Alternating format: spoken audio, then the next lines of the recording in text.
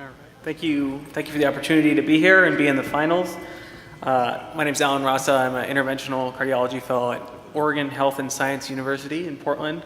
I'm going to present a case I entitled A Challenging Case of Bicuspid Aortic Stenosis with a Few Unexpected Terms. These are the other members of the valve team at our institution. So this is a 65-year-old patient with a history of known bicuspid aortic valve disease. He'd been followed clinically for many years, had known mild to moderate disease that was being monitored, and he had recently developed dyspnea on exertion and other symptoms consistent with heart failure. So we obtained an echo and demonstrated a new decline in his LV function, as well as a heavily calcified valve that's stenotic with peak gradients and mean gradients that are in the severe range. So he underwent diagnostic coronary angiogram preoperatively that demonstrates a large dominant right coronary artery here with a 50% stenosis and some disease in the left anterior descending as well. So we discussed him in our multidisciplinary valve conference, and he had a low estimated surgical risk. And given his bicuspid anatomy, our recommendation from the group was that he undergo surgical AVR with possible bypass. And everyone agreed on that. So as an outpatient, though, he developed worsening symptoms of heart failure and was admitted for heart failure treatment. So he was in the hospital for a couple days getting diuresed. And the night before his surgery, on a Sunday night, he has chest pain right after dinner and has this EKG. So obviously not subtle, inferior STEMI here. He was rushed to the cath lab and had an acute thrombotic occlusion of the right coronary artery, as you can see here, with a very high thrombus burden. The whole vessel was filled with thrombus here, as you can see. So we ballooned it, and then we actually performed aspiration thrombectomy, which we don't routinely do, but in this case we felt it was appropriate, and placed drug-eluting stents. Had a good result from that. But afterwards, he developed worsening RV failure, had a peak troponin of 200, and so we kind of regrouped and felt that maybe a TAVR would be a better approach at this point. However, he had now developed a new LV thrombus after the STEMI, so we had to reevaluate with this turn of events. So he was continued treatment with dual antiplatelet therapy as well as anticoagulation for 4 weeks. And we repeated the echo, and he still had the LV thrombus.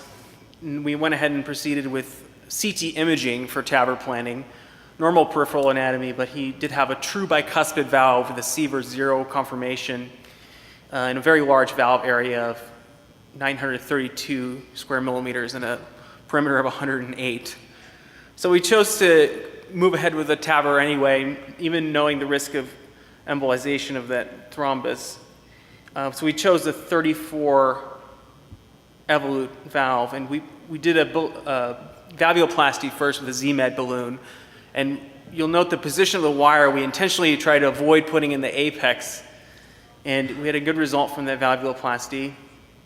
And then here we are desheathing the core valve, and we're happy with this. We're going really slow, making sure the position is optimal. That's the first desheathing, and then move forward a little bit further. Everything is going well, no AI. And then another turn, the valve embolized into the aorta. So you can't see it here, but we snared the valve because it was in a relatively good position. It wasn't obstructing any of the arch vessels, and we just advanced another 34 millimeter core valve into position, a little bit deeper, and this time with rapid pacing, and had a nice result on this valve. So here you can see the two valves in series with the snare on the first valve holding it in place because we didn't want it to move as we advanced the second valve, and a repeat aortogram demonstrates mild paravalvular leak and low gradients on the echo. So the patient did very well. There was no evidence of stroke. We did it under conscious sedation. He had, here you can see both valves here and here functioning well with low gradients, and he was discharged on post-op day 2, and he was recently seen in clinic with a dramatic improvement in his heart failure symptoms. So key points from this is that in bicuspid valves, sizing and deployment can be very challenging, and you can consider TAVR in certain situations, even in the setting of an LV thrombus, but it requires careful guide wire positioning, and the snare can be used to prevent the embolized valve from moving. And that's it.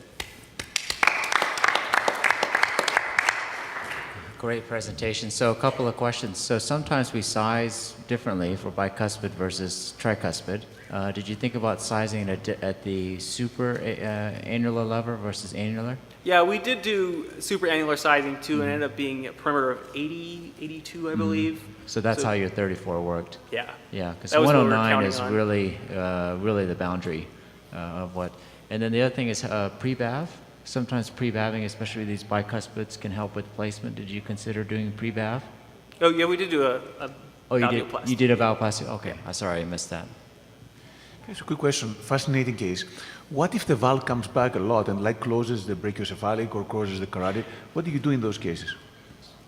I think you would pull it back beyond the vessels. I think that's easier than advancing it, but yeah. You can sometimes put 2 snares and pull it all the way into the descending if you need to. Yeah. Very well could be. Yeah, especially with the LV thrombus. Yeah.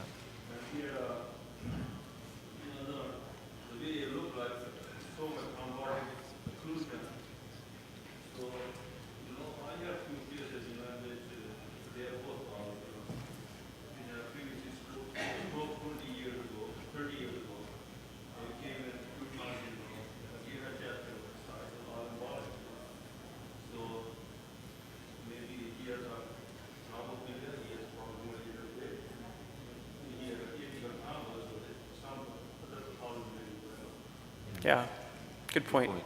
All right, thank you very much. Last but not least, I've got a quick. Hey there, Dr. Swaja. Goessl. Real quick question about the last one. Sorry, I have one. I'm sorry. I can't see.